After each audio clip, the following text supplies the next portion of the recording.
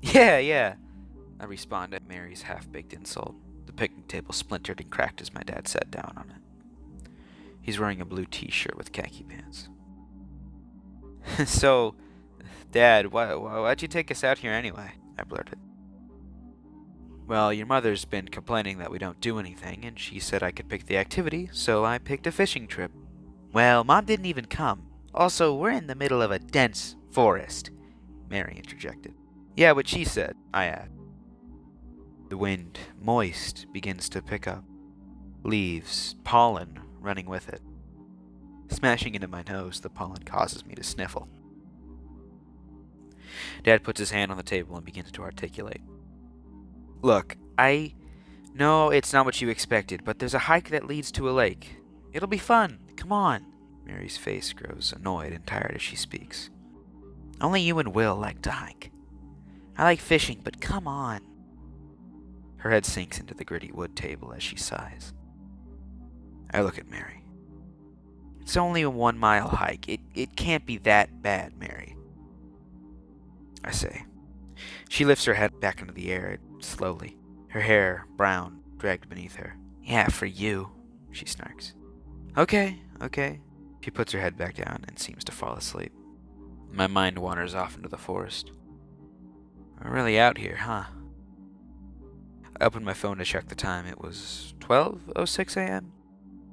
Dad begins to stand up. Look, just finish your lunch. We'll leave for the hike in 10. He walks off toward the truck. I begin to chew on my sandwich. I flick my eyes to the tree line, seeing what looks like 50 birds fly overhead. Then I notice the clouds beginning to darken and clump slightly, turning to smog. I look at my dad with worry wiped on my face, who now has his backpack and is walking towards the table to come get us. He notices me looking at him, and his face grows into concern as he asks, Everything all right, Will? You look like you saw a ghost. Yeah, I'm fine. It looks like it's gonna rain. Are you sure we should go on this hike? His face goes into disappointment. Not you too. It'll be fine, guys. Come on. I take the final bite of my sandwich and then tap Mary on the shoulder as I stand up. Come on, get up. We're going now. She steps up rather quickly for how asleep I thought she was. The clearing dissipated behind us as we trekked onto a thin, mulchy, and rough path. The trees and flora all blend to form walls like evergreen fences. Mary was in the back while my dad led, and I in the middle. Hey, Mary whispered as she tapped my shoulder. Yeah, I respond. Something's off. I think we should turn back. Mary, it's just a little, it's a little muddy, plus the clouds are clearing up. No, it's not that. I got a bad feeling about this. What? Dad interjects loudly. Y'all good back there? Yeah, we're fine, Dad, I answer. Okay. Back to a whisper, I turn to Mary. Look, if you're that worried, I'll tell Dad, but I think you're just a bit paranoid. Her face scrunches. Sure, ignore me. Tell Dad yourself, then. She looks away and crosses her arms. What? The path begins to expand as we reach the lake. The sun, now fully out, shines across its surface, creating a large, bright shimmer that shines into my eyes. As I wave my hands over my face to block it out, Mary hands off the supplies to my dad. He begins to set up lawn chairs. I go to help him. Mary kicks off her shoes and stands at the edge of the water. I look at my dad as I fold out a chair. And she said she didn't want to come. He smiles and chuckles. Well, she loves nature, but not going outside. He sits down and grabs a worm out of the bait box and hooks it onto a line. Yeah, but I think we're all like that sometimes, I add. My gaze fades once again to the cerulean puddle. It gains even more size now that I look at its sides, forming branches cut off by the trees, just barely out of view. The water waving over the gravel out near its edge creates a noise, blissful and pure. I close my eyes and tilt my head up to the sky, opening them to see the infinite cyan expanding over the world, only indented by the sun. The wind was sweet with pollen, making me sniffle again. I reach for my own pole now, baiting it. I begin to walk to a secluded spot that still has a view of my dad and sister to make sure that I don't get lost if I try to wander into the forest more. But I double back to see if I can get extra worms. The gravel crumbles under the weight of my foot. The stench of blood fills my nostrils, my body filling with screams telling me to run away. Shakily, What? The site we set up now is covered in what seemed to be awful and crimson blood. My walk breaks into a sprint, my eyes now fixated on my dad holding a carcass of nothing but bone. I slip and fall, my face smacking into the gravel. Where's Mary? That can't be my sister. No way, she was there.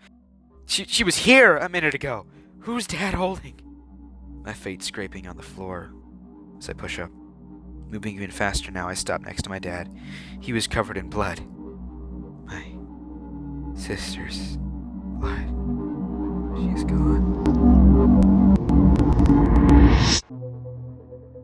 To put it simply, I'm a RIL, or RIL, a robotic intelligent life form. I nod understandingly, even though I don't really know what she's saying. I was created by a rogue AI named Thralis. The purpose of my creation was to infect this country with many other RILs like me, essentially creating an army of forcibly controlled superhumans. Now I was built with a conscience, she taps her head, to make stopping me a bit more difficult. Albeit I'm basically unkillable anyway, except if the body of my host dies. Either way, if I'm hurt, or well, you, I can basically reform tissue or piece it back together with great precision. I just can't really restart the heart. But past that sounds like a really big design flaw. And, how is that the limit of your abilities? I interrupt. The room cracks to silence. Her gaze blankens with her eyes. They yell at me.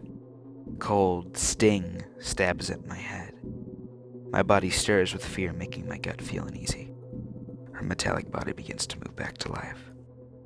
Past that, what should have happened when I collided into your skull was you dying in a sense, or well, your consciousness was supposed to be pushed down or forced to sleep, letting me take full control of your form so your body would still subconsciously keep itself alive. Now I have no clue what happened when I tried to assimilate to you, but I couldn't and still can't. Now I've tried to rid myself of the kill switch when you were so soundly asleep these past 2 days. But since you're still alive, you can tell that's gone nowhere. She pauses. So does that answer your question? I even gave a bit more than I needed to. So you owe me now. My face flips from confusion to annoyance. I don't owe you anything. Not after what you put me through. Her hand swiftly grabs the top of my head and squishes my cranium, pulling it towards her. My face now inches from hers, her glowing dead eyes staring through my head. Try to lift your arm. Fear spiking my voice. Why? Just do it, she commands. My eyes shift to my limp arm laid next to me. My mind begins to boot signals to it. My nerves burn as my arm shakes, barely lifting 5 centimeters up into the air. The pain was heavy, burning and charging into my mind and shoulder. Sweat begins to bead from my head and arm as I groan in pain. Shit! That hurts like hell! I groan. I hope you've realized from the pain that you're not healed. But I'm realizing now that unless I'm reinforcing your bones, you're technically paralyzed, or at least it hurts so much to move you probably won't. My eyes flick to her cold face in judgment and fear. A tear rolls down my cheek due to the pain caused by moving my neck swiftly. Her arm begins to melt and slither onto my arm, the metal now sinking into holes, forming along the length of it. My iris shrinks as my eyes swap to focus on my arm, I begin to hyperventilate. Why didn't that hurt? How did this thing's gonna kill me? It breaks the privacy of my mind and speaks. I won't. You know I can't. Also, I have control of your nerves, so if you really think about it, every time you felt pain in the last, 48 hours has been thanks to me. It winks. Instinctively, my fist balls, and with a snap, I crack it against the hard screen of her face. That didn't hurt. Well, at least moving it didn't. I pull my fist back, opening it, staring at my palm. I see a hole ripen on the center. It hurts. What? I gasp loudly, the metal now forming a spike as it gets scraped along my bone and out through this hole, taking marrow with it. It hurts. My mouth opens slowly and I begin to scream, but the pain just disappears.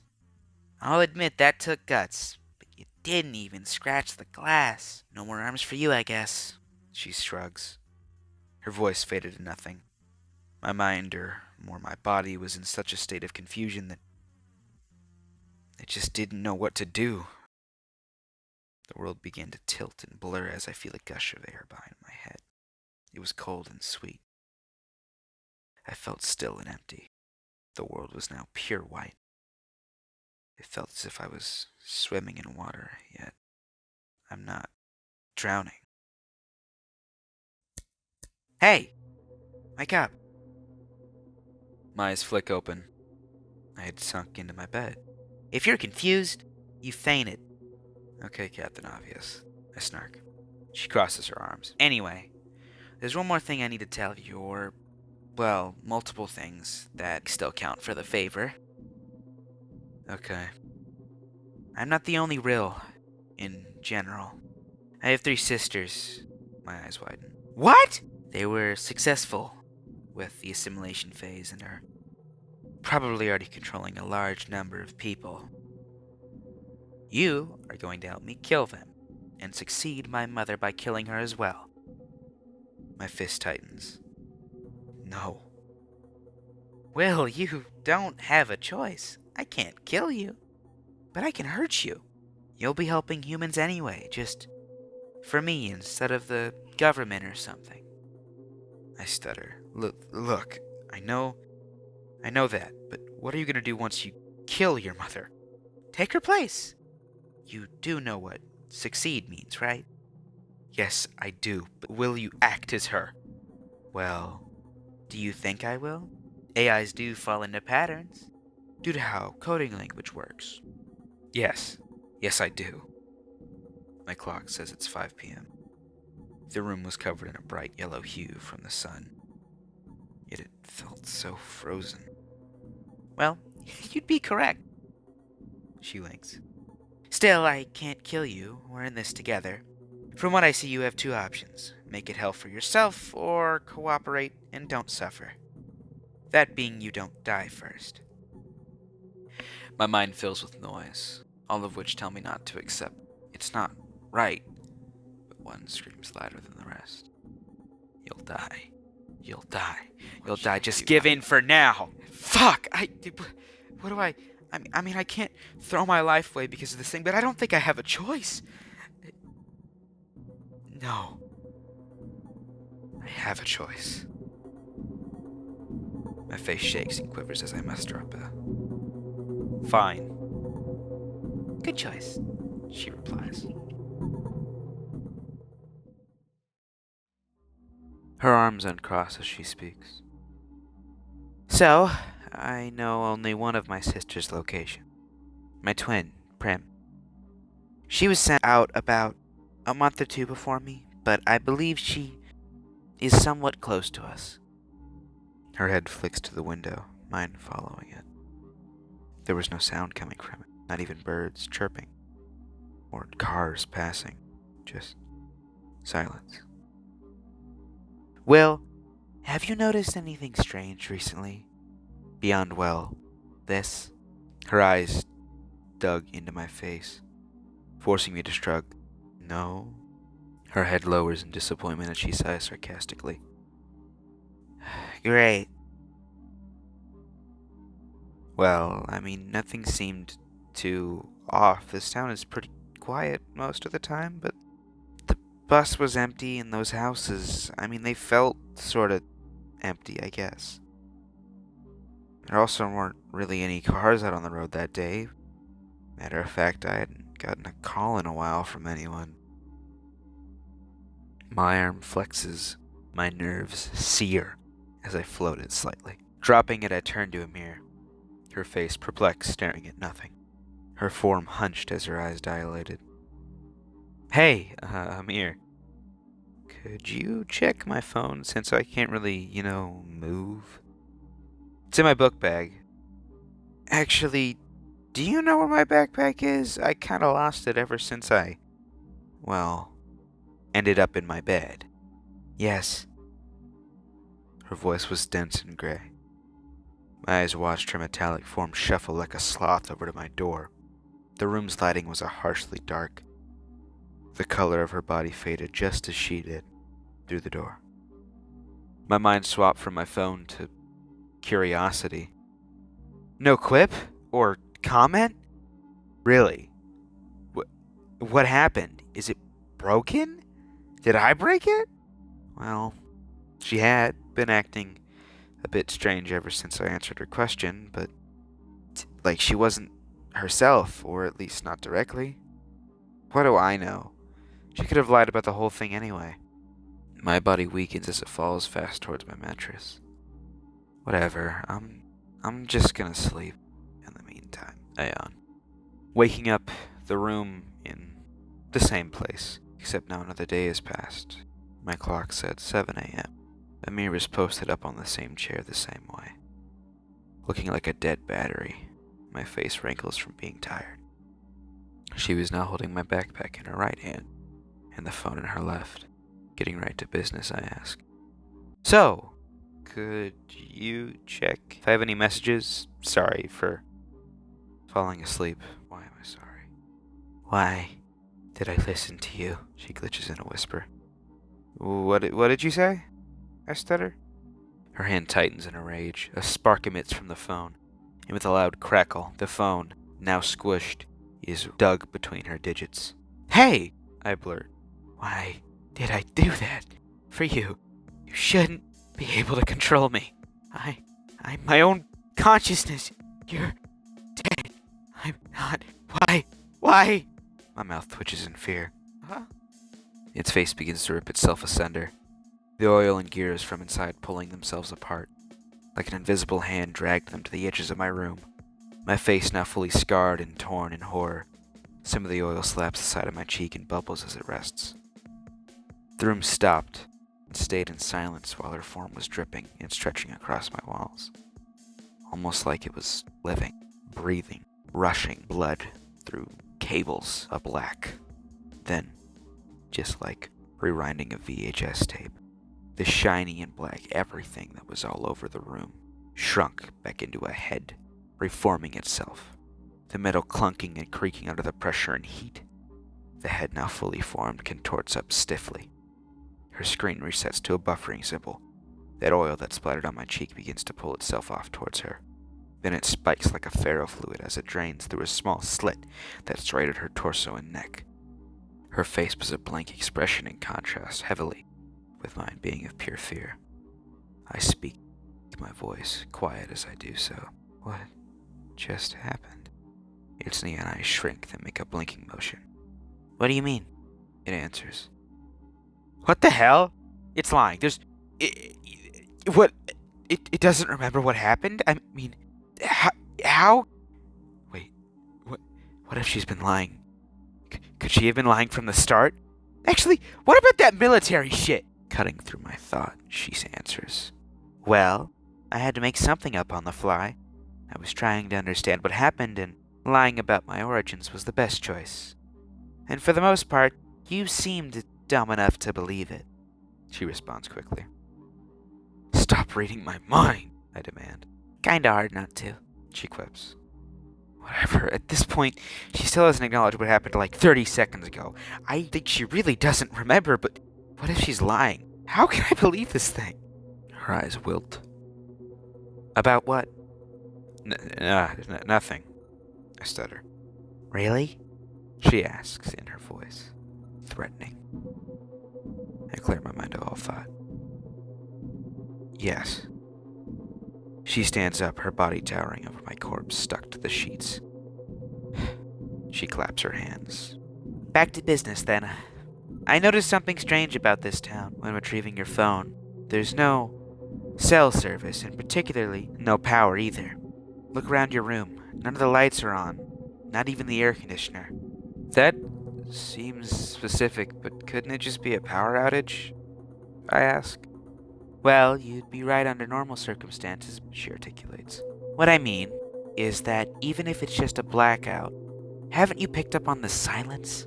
It's not normal, even for a small town. Well, she's probably right. To be fair, I'm not good at picking up on things. Still, she hasn't explained who Prim fully is yet, or what. I'll explain in a while, but for now, we need to move. If I'm right, we're already stuck in an army too big to comprehend. Her body begins to render away ever slowly, her screen cracking and fading, with little sparks of green light. Her arms and legs exposing her bare circuits under her iron crust. The metal glowed a slight red as her hand reached over my bed onto my arm. A small drip forms at her pointer finger extended out. It falls and singes a hole through my blanket with the smell of burnt flesh raging into my nose. My breath quickens. Iris is shrinking, fist clenches with cowardice. Wait! I blurt. And just like that, everything retracts right back into a perfectly metallic mannequin. What?